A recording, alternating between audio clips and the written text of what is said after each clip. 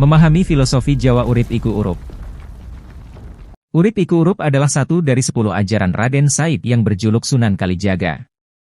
Pitutur luhur yang mulai dikenal bangsa kita, khususnya di Jawa sejak abad ke-14 Masehi itu, hingga kini dinilai masih tetap aktual dan sangat relevan.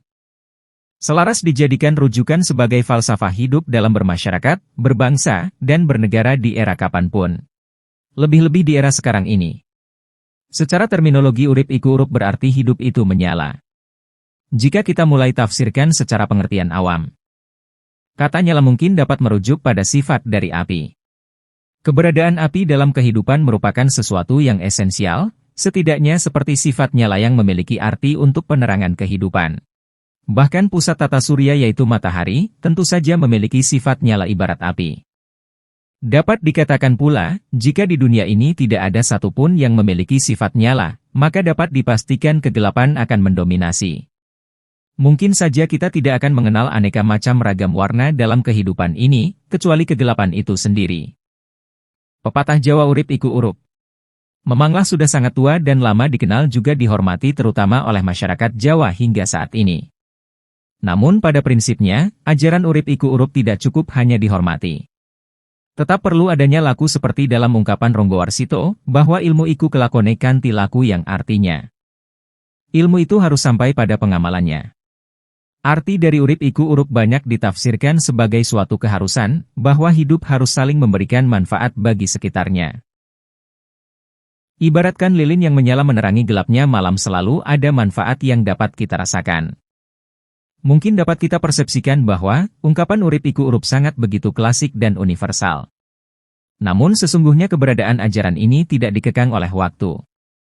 Artinya kita pun masih dapat mengamalkan ajaran ini dalam kehidupan sehari-hari. Pandangan beberapa tokoh dalam masyarakat Jawa ini merupakan salah satu bukti bahwa bangsa Indonesia adalah bangsa yang besar. Besar dalam hal ini tidak hanya luasnya wilayah, namun juga disertai dengan luasnya pikiran dan hati dari setiap elemen bangsa ini. Lalu apakah jika ini merupakan ajaran masyarakat Jawa, maka selain masyarakatnya tidak dapat mengamalkannya? Tentu saja tidak. Setiap daerah tentu memiliki pandangan arifnya masing-masing, namun pada dasarnya kebajikan yang universal itu tetaplah ada sebagai substansi kehidupan, terlepas dari mana kita memandangnya. Ajaran urip iku urup juga merupakan panggilan kemanusiaan tidak hanya bagi masyarakat Jawa, namun juga bagi seluruh alam semesta. Makna urip iku urup juga terdapat di semua agama, yang menjelaskan bahwa manusia sebagai makhluk sosial harus saling berinteraksi dan saling menolong sesama manusia. Bahwa kita hidup di dunia ini hanyalah sebuah kehidupan sementara untuk mendapatkan kehidupan yang kekal dan lebih baik lagi di kehidupan akhirat. Oleh karena itulah, manfaat yang diberikan ibarat api yang menyala. Namun, dalam hal ini api bukanlah berarti bara yang membakar dan memusnahkan apa saja. Akan tetapi, api yang memiliki makna sebagai cahaya atau sinar yang selalu menyala dan menyinari setiap langkah manusia ke jalan yang lurus, baik dan benar atau syiratal mustaqim. Janganlah hidup ini selalu membuat resah sesama manusia, mengganggu ketenangan umum. Karena, hal itu tidak sesuai dengan kodrat kita sebagai makhluk sosial. Bisa saja suatu saat kita berbuat sesuatu yang salah. Hal itu adalah khilafan semata. Tetapi, jika kesalahan itu kita lakukan terus-menerus atau berulang-ulang, maka hal itu sudah menyalahi kodrat sebagai makhluk sosial. Karena itulah, hendaknya kita selalu muhasabah alias introspeksi diri agar bisa mengisi hidup dengan memberi manfaat sebesar-besarnya bagi sesama. Bila hal ini dapat kita lakukan, maka kita akan menjadi manusia yang lebih baik dan terus lebih baik. Karena, pada dasarnya manusia diciptakan oleh Allah selain untuk menyembahnya, juga untuk menjadi makhluk sosial. Sebagaimana tertuang dalam firman Allah, Surah Al-Maidah ayat 2. Dan tolong-menolonglah kamu dalam mengerjakan kebajikan dan takwa, dan jangan tolong-menolong dalam berbuat dosa dan pelanggaran. Menjadi bermanfaat bagi orang lain tidak hanya menghasilkan kebahagiaan bagi orang di sekitar kita, namun juga bagi diri kita sendiri. Hal ini disebabkan oleh adanya hukum timbal balik yang ada di dalam semesta.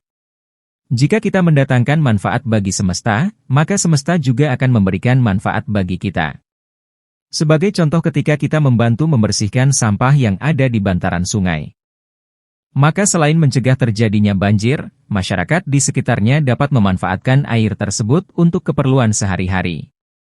Di sisi lain, alam juga akan memberikan manfaat bagi kita berupa air yang jernih serta hasil tangkapan ikan yang lebih banyak dibandingkan ketika air tercemar oleh sampah.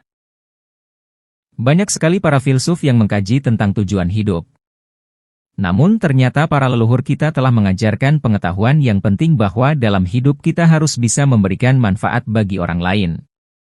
Hal ini bisa kita lakukan mulai dari hal-hal terkecil seperti menjaga kebersihan lingkungan, membantu tetangga yang sedang membutuhkan dan lain sebagainya. Bermanfaat bagi orang lain tidak harus selalu dengan materi, namun juga melalui tindakan. Selain itu, hendaknya dalam setiap tindakan yang kita ambil telah dipertimbangkan terlebih dahulu. Apakah akan mendatangkan manfaat bagi orang lain, atau hanya mendatangkan keuntungan pribadi saja?